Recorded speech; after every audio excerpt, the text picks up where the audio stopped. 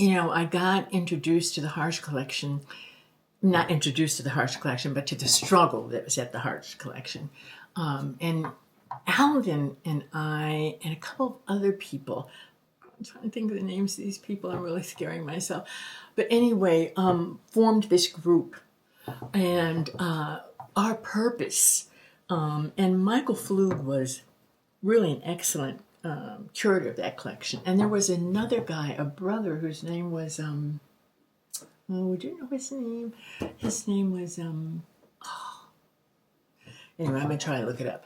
And so, but they were, they couldn't, because they were both employed by the library, they couldn't sort of do the kinds of things that we could do, like organize stuff. And so one of the things that they brought to us was the fact that the Harsh collection was not environmentally safe.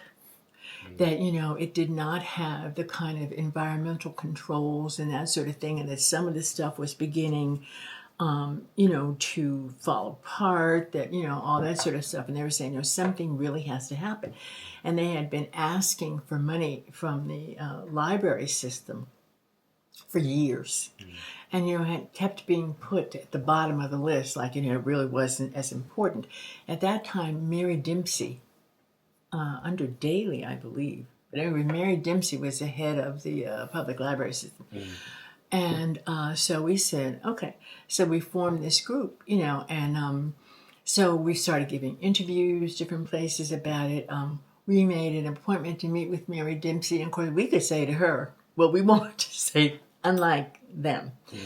And anyway, this went on for about a year or so. And finally, they approved money for the, it was just a magnificent thing that happened.